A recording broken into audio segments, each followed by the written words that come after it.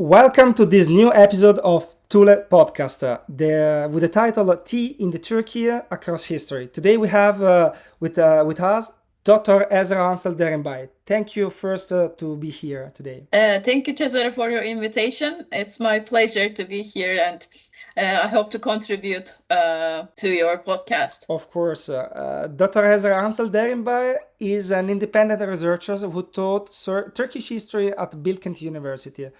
She's the author of the book Çayın Hikayesi, The Story of the Tea, and several academic articles studying how tea became a mass commodity, transforming trade and society and providing a well-documented global historical perspective. I would like to start by talking about your PhD dissertation, The Global History of the Ottoman and Turkish Tea Trade. So, according to your research, are there traces of tea consumption in the Ottoman Empire already in the 17th and the 18th centuries, for example, in palace, inventory records, or travel diaries? Can you explain what the earliest documented evidence was? Yeah, of course. Well, the earliest references to tea and to its consumption as a beverage in Ottoman lands come from Evliya Çelebi's travel diaries known as Seyahatname. Interestingly, what he describes is not tea in the modern sense, what we consume today, but rather a drink known in Anatolia as çay şerbeti, and he even claims that he himself had never tasted it. He also mentions another beverage, badyan şerbeti, made with star anise, which was often consumed together with çay şerbeti. So the earliest evidence that we can confidently date goes back to the 17th century, and it points to a beverage that seems quite different from the tea consumed in Turkey today. And beyond Evliya, other early sources date from the 18th century.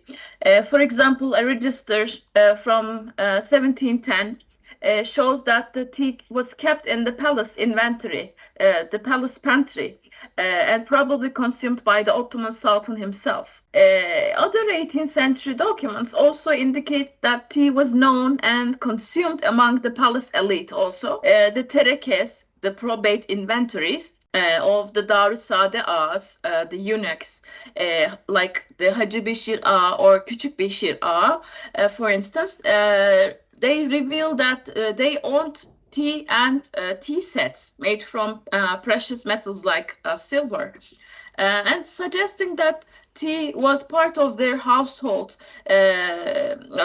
consumption, and possessing fine tea sets and serving tea appears to have functioned as a marker of prestige and refinement within the palace environment. Got it. So, for example, before the Seyahatname of Evliya, we don't have really something something source about the tea, even if it was a different kind of drink that we know now. Before Evliya, we don't have references to tea, but different beverages.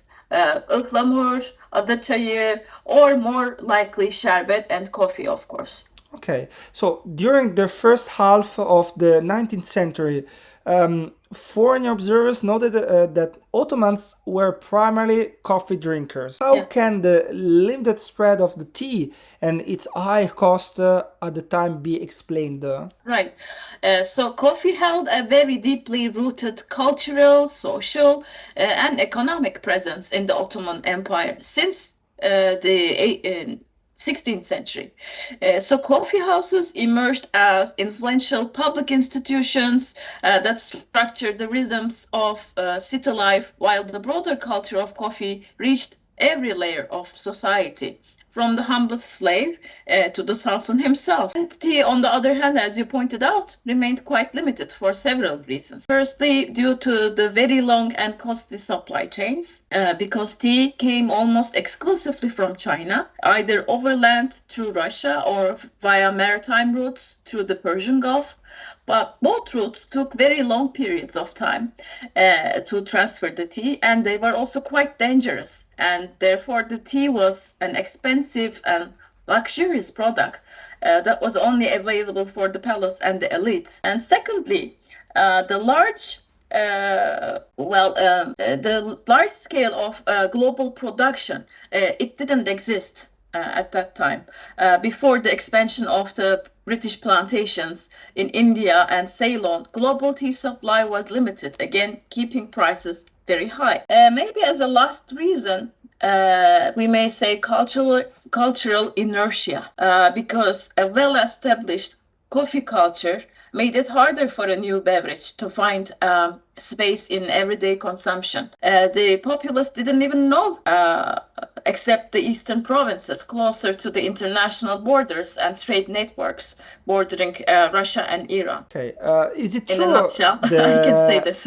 Is it true the story that the name chai in Turkey, in Turkish language, it came from Russian? Yes, Russia, because for a very long time, like the Crimean War, the second half of the 19th century, most of the, like maybe all of the tea that we imported was via the agency of the Russian traders. So we also take the word itself, chai, from Russia, and also samovar, which means to boil by itself, and used this material, this tool, yes, this tool to boil to prepare our tea and to serve tea, and also to take this kıtlama, the hard sugar with tea, and also some of the people, especially in the eastern and northern provinces of Anatolia, take their tea with lemon or citrus. That's also comes with Russian traditions. So it is important to see the roots and the sources of tea also influences the traditions and the usage of tea in Turkey, especially, as you pointed out, the word itself, tea, chai. Oh, I got it. And I mean, for most of the, I mean, in general, for the global usage of this word, when it comes from overland route, like from the Central Asia via Russia, you see that people have a tendency to use words similar to chai. But when you import tea from maritime routes, they have a tendency to use words similar to tea, te, and similar words. So it is because where you buy that tea from, which region of China, it depends on the dialect of Chinese language. Either Mandarin or Fujian. So, for example, just for the followers more curious about the little details about the traditional Turkish traditional culture, in Erzurum, so that you cited the akitlama way to drink the chai.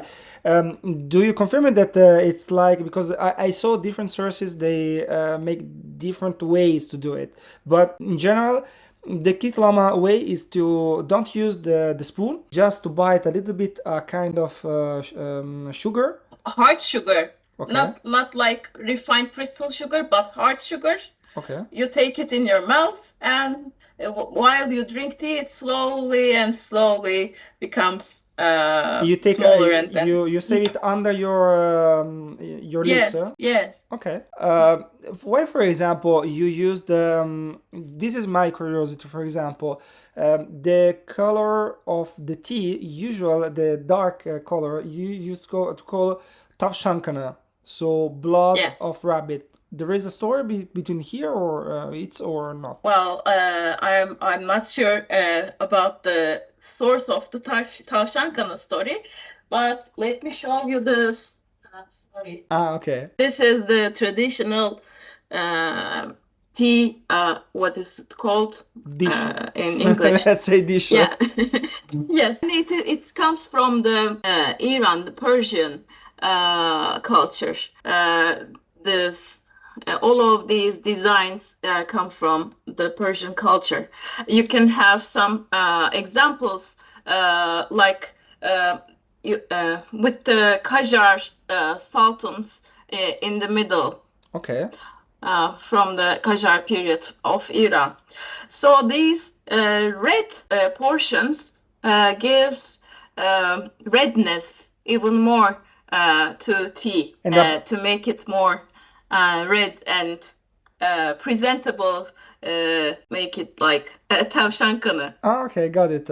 And for example, about the çaydanlık, we know that there are two different pots. One for the with the tea, effectively, with a little bit of water, another with the hot water, and then you mix it in the same time. Even these, we can say that it's an heritage from Russian experience, or it's something that Turkish people adapted by themselves. I think it's a adaptation from the Russian heritage, because the samovar also is a two parts tea utensil. Mm-hmm. Okay, got it. As you know, in the East, they use mostly either porcelain or yes, and in Europe also European porcelains like the silver porcelains, etc., or Chinese chinoiserie. There was a Japanese trend. They used to import these tea sets also from China or Japan, or they also opened their own either silverware or porcelain factories in Europe. And there was many samovar factories in Russia, some of which were selling their products in Ottoman Istanbul as well. And Ottomans also started their own porcelain factories, like the Yıldız porcelenleri. And but as you know, this design, armudi istikan, is also very close to this Turkish tea glass design, which is used by the Azeri people, Azerbaijan. Armudi means pear-shaped. Got it. How did the trade of Chinese tea toward the Ottoman Empire function before the establishment of European plantation in South and Southeast Asia? And what role did Russia play in this exchange, for example? From China, they didn't have between the Ottoman Empire and the Chinese Empire, there wasn't any either diplomatic or trade relations. Okay. So most of the tea trade was being made by the agency of the Russian traders. Of course, the Dagestanis, Bukharans, Azerbaijanis, and Russians. So the people living close to the eastern provinces of the Ottoman Empire were active in this tea trade. There was also a lot of tea smuggling going on.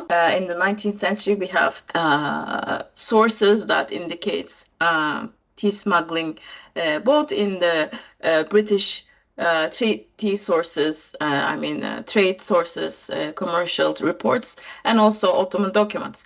So the main routes was until the 1950s or so, 1850s, were overland routes coming from Kahta in the Central Asian route, which was called also tea route. It was also coinciding in parts with the horse route. Do you know horse route? Yes. In sometime in history, they were exchanging tea with horses. To buy horses, they were giving teas. Interesting. It is very interesting. And also tea was used as money. To exchange, to exchange other goods. Fine. So this tea route was coinciding with other historical traditional routes like the horse road or the spice Silk Road. So it was also very dangerous because there was banditry. You could be stopped and robbed by these bandits, and you have to make many stops. And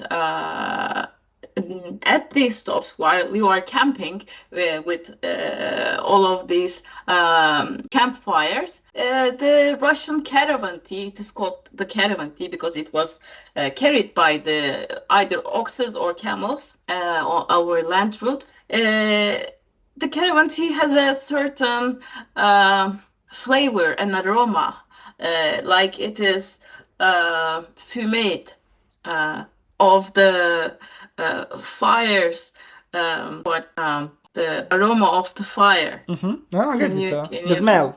Yeah, the smell. So what? So for a very long time, people preferred this aroma because they were accustomed to drink this Russian caravan tea. Even after the clipper teas, I mean the teas that were transferred by the clipper ships via maritime routes, which was also taking a very long time, months, maybe even a year, to transfer these teas from China to Europe to Russia, and then from there transit trade was also very important. I mean, Ottoman Istanbul was of course the main port, but also other ports like Trabzon or Izmir, Siena ports were also very important for the tea trade. And of course, over time, other routes were developed with the technology, and for example, with the steamships, new routes were used, and the Black Sea gained importance. And transit trade was very important for the Black Sea because other European countries, let alone British Empire, it was of course the biggest tea trade empire, who had all its own colonies and who produced its own tea, like Northern European, especially German cities, some French and also Italian companies imported tea and then re-exported tea to Ottoman Empire, for example. okay. We know it from the With a documents. higher cost, I guess. Sorry? With a higher price, I Yes, guess. of course, yeah. But the lion's share was the British Empire, especially after the Crimean War. Okay. When and why did tea begin to spread more widely in Ottoman society, particularly in the second half of the 19th century? In the second half of the 19th century, the Crimean War took place, as you know, between 1853 and 1856. And during the Crimean War, Ottomans fought against Russians together with the British and the French. And during the Crimean War, the arrival of Europeans, some British and French soldiers, with the number of like 400,000 soldiers, many were also accompanied by their families, not only created this new demand for tea, but also helped to introduce beverage more directly to the Ottoman society. This period also saw tea being used increasingly in diplomatic settings as well. As a result, the first Ottoman tea merchants and trading houses began importing tea through European and American companies. We find references to tea imports from Italy, France, Netherlands, Germany, Britain, of course, and the United States. Both Ottoman and British consular records, they agree that Britain had the largest share of tea imports into the Ottoman Empire. And of course, this has a lot to do with the growing availability of tea and the emergence of new trade routes. After the Crimean War, the British effectively replaced the Russians as the dominant suppliers, especially in the tea trade. As you know, from the 1860s on, British were producing their own commercial teas in South Asian colonies, particularly in India and Ceylon. And compared to the limited supply that had once arrived via a long and dangerous overland route, the caravan tea, these new sources made tea far more accessible. And prices were still high, but they were no longer astronomically expensive. Okay. How did local tea production begin in province of Rize, and what were the climatic and geographical factors that made it possible? In fact, interesting interest in cultivating tea has already begun during the late Ottoman period. First experiments were already underway in the late 19th century, around 1898. The first tea seeds and saplings were imported from Japan, and cultivation trials were carried out in several provinces such as Edirne, Bursa, Erzurum, Sivas, Ankara, Aydın, even Adana.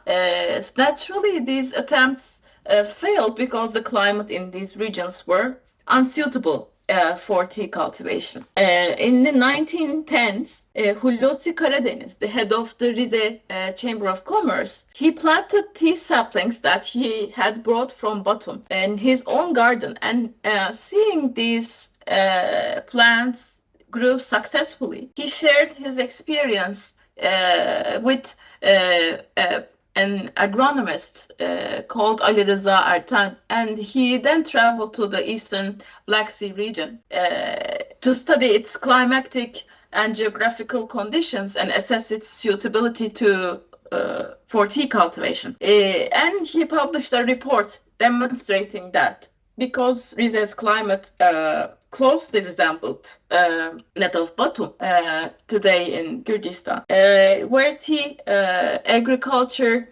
Georgia, sorry, I mentioned its Turkish name, where tea agriculture had already been successfully established by Russians during the Tsarist period and continued throughout the Soviet period. So tea could be also grown in Rize because of its similarity in climatic conditions to Batum. This report, combined with the state's broader import substitution policies, led the first tea seeds being brought from Japan and Batum in the 1920s. And the first plantings were carried out in Rize, but the project did not receive sustained attention and adequate support, so the tea cultivation remained largely dormant until 1938 or so. And in 1938, under the leadership of some patriotic agronomists such as Zihni Derin and Asım Zihnioğlu, with strong financial and institutional backing from the state as well, the new seeds and saplings were brought entirely from Batum this time, and these were planted and propagated by the government, also distributed to local farmers, and various financial incentives and persuasion campaigns were introduced, and the first batches of processed tea were produced in small drying workshops, not factories yet, established that same year in 1938. So the first full tea factory was built even later, opening in Rize in 1947. From that point onwards, as more farmers planted their tea on their land and new factories were also being established, tea cultivation expanded steadily and developed into a successful and sustained agricultural sector. If we look at the climatic and geographical conditions that made this possible, Rize is a mountainous and region with steep slopes and high rainfall. So the climate is consistently also mild, and the soil remains moist throughout the year. And tea plants, they thrive in moist soil, and they don't like flat, waterlogged terrain. So they grow best on sloping hillsides. And for generations, Rize's challenging terrain made it difficult to grow most other crops, leading to economic hardship and there was a steady flow of people leaving the region and going abroad for job opportunities, especially to Russia. They were the ones who opened the first pastry shops in Turkey when they came back from Russia and learned this pastry. Thanks to tea cultivation, Rize was able to develop economically and reverse long-standing pattern. So it's for we can say that from 1971 that the production and distribution and development of tea in Turkey exploded in a kind of way. Why 71? For the with the building of the most important company. 47. 47. 40, yeah. Okay, fine. In fact, they wanted to open this factory earlier, but there was the Second World War. Yes. They made an agreement with the British in 1942, but then the British, they didn't want to send the machinery immediately because they needed the factories to build other machinery for war purposes. Okay. So it was postponed until until 1944. They said, okay, now we can send you the machinery which is needed for the factories. And then it was only in 1946 that they could begin the construction activity for the first factory. And Okay. it completed within a year. I was referencing more about the Çaykur company. It's still in the 47 Yeah. or in 71 it was Çaykur another... took its name later. It Okay. was called differently in the first in the early period. Okay, fine. Çaykur took its name in the 80s, I guess. How did Ziraat İşletmeleri Kurumu or something like that.